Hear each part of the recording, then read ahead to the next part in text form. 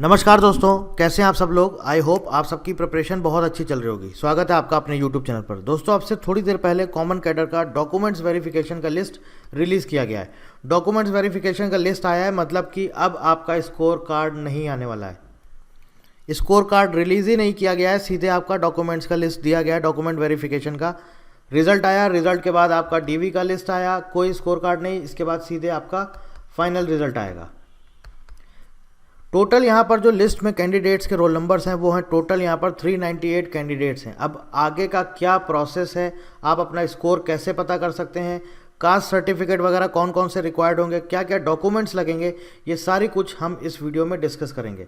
देखिए, जो आपका स्कोर है, जैसा IBPS का पैटर्न रहता है, मैंने आपको पहले भी बताया था, IBPS के पैटर्न के अकॉर्डिंग IBPS 7 से 10 दिन के अंदर स्कोर कार्ड रिलीज़ कर देते हैं।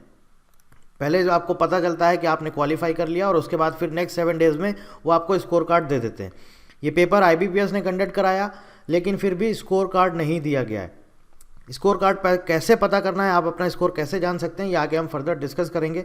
इस वीडियो में हम लोग डिस्कस करेंगे डॉक्यूमेंट्स वेरिफिकेशन या जो आपका एप्लीकेशन वेरिफिकेशन होने जा रहा है, इसका आगे का क्या प्रोसेस है, क्या क्या चीज़ें हमें यहाँ पर ज़रूरत पड़ेगी, वो सारी कुछ हम इस वीडियो में डिस्कस करेंगे। सबसे पहले देखते हैं जो डॉक्यूमेंट्स वेरिफिकेशन की लिस्ट आई है उसमें क्या क्या चीज़ें इंपॉर्टेंट हैं। अब ये देखिए दोस्तों, ये आपके सामने डॉक्यूमेंट्स वेरिफिकेशन की लिस्ट है जो आज ही रिलीज़ करी गई है। यहाँ पर लिखा हुआ है schedule for application verification for the post of junior executive common cadre. Post code number है 3, एडवर्टीजमेंट नंबर है 03/2023। 2 जनवरी 2024 से लेके 5 जनवरी 2024 तक आपका डॉक्यूमेंट्स वेरिफिकेशन होगा और बाकी कैंडिडेट्स का 8 जनवरी से लेके 11 जनवरी 2024 तक डॉक्यूमेंट्स वेरिफिकेशन होगा। कहाँ पर होगा? ये आपका एयरपोर्ट्स अथॉरिटी ऑफ इंडिया का हेडक्वार्टर राजीव गांधी भवन, न्यू दिल्ली।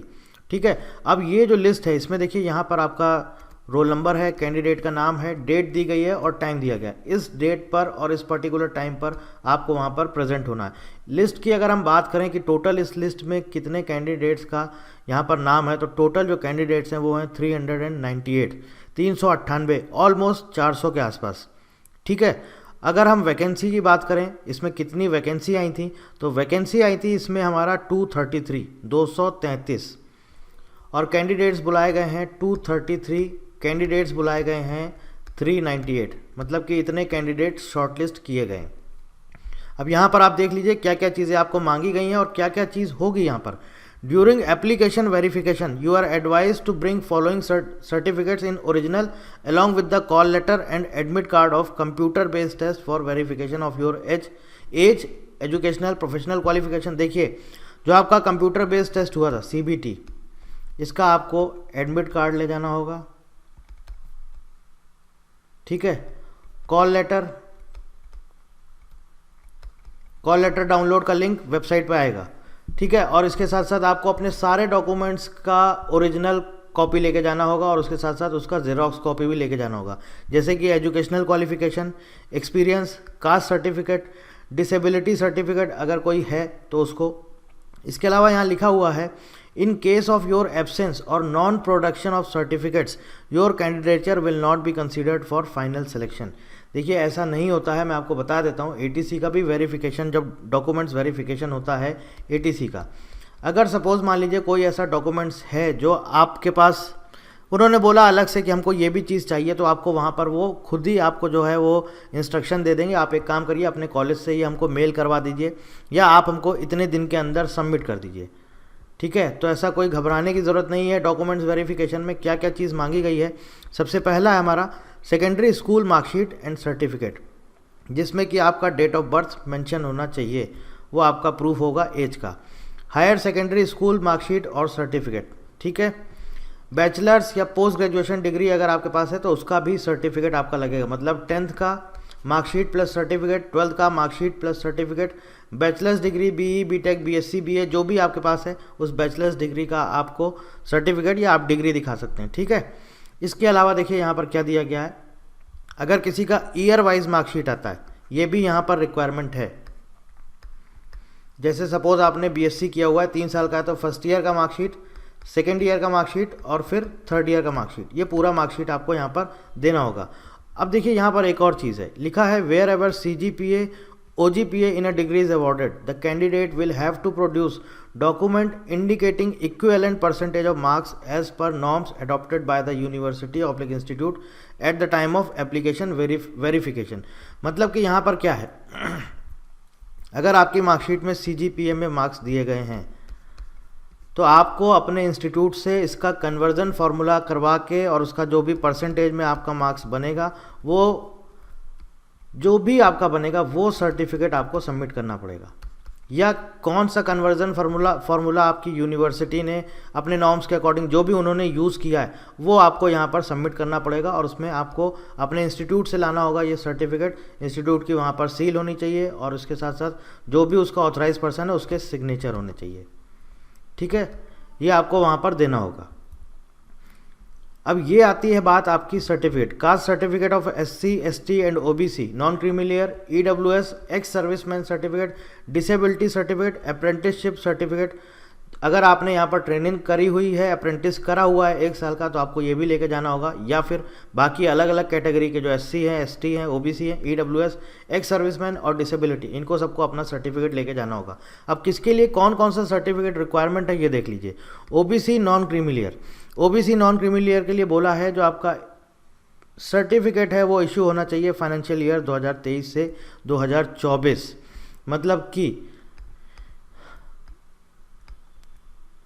1 अप्रैल 2023 से और 31 मार्च 2024 तक वैलिड होना चाहिए।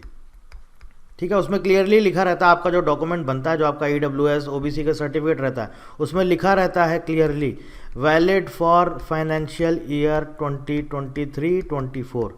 तो ऐसा आपको लेके जाना होगा।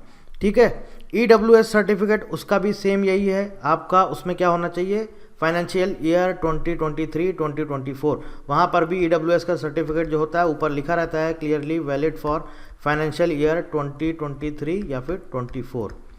अब देखिए जो दूसरे आते हैं हमारे SC ST और डिसेबिलिटी, इनका क्या बोला है, इनका लिए वो नहीं है, इनका फाइनेंशियल ईयर नहीं बोला, इनका बोला है कि आपका 4 सितंबर 2023 या उसके पहले इशू होना चाहिए।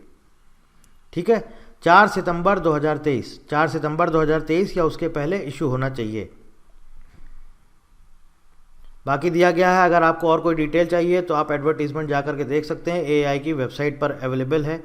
For acceptable reservation certificates please refer detail advertisement number this. अब इसके अलावा अगर मान लीजिए कोई वर्किंग प्रोफेशनल कोई वर्किंग है तो उनको क्या देना होगा, नो ऑब्जेक्शन सर्टिफिकेट देना होगा, NOC देना होगा। अगर कोई सपोज मान लीजिए आप गवर्नमेंट, सेंट्रल गवर्नमेंट में या स्टेट गवर्नमेंट में या ऑटोनॉमस में या फिर PSU में काम कर रहे हैं तो आपको NOC देना होगा। ठीक है, अगर आप प्राइवेट में हैं तो आप एक्सपीरियंस जो आपका रिलीविंग लेटर होता है आप वो दिखा सकते हैं, अदरवाइज आप नहीं भी दिखाएंगे तो भी कोई ऐसा इशू नहीं आता है, आप अपना एक्सपीरियंस नहीं भी दिखाएंगे तो भी कोई ऐसा इशू नहीं है। ठीक है, इसके बाद देखिए यहाँ पर क्या बोला गया है, confirmation of completion of probation on initial appointment in case, अच्छा डिपार्टमेंटल कैंडिडेट्स के लिए है।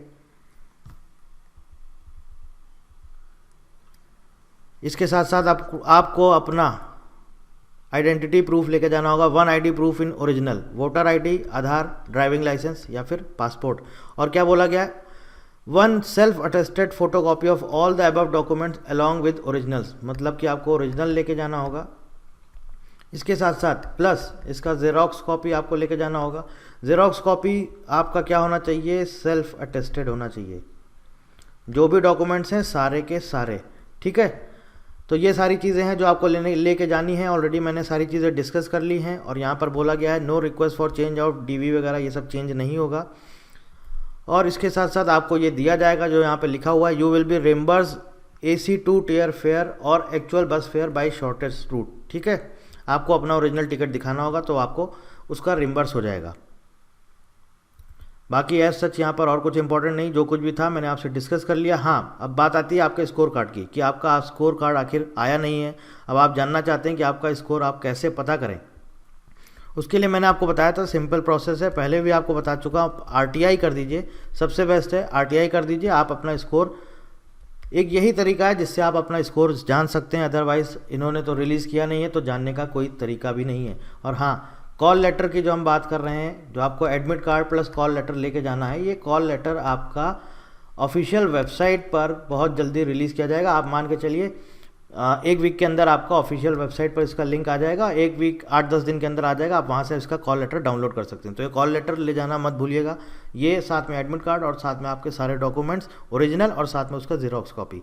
बाकी कोई जानकारी चाहते हैं तो कमेंट करके पूछ सकते हैं। So thank you very much and thank you for watching.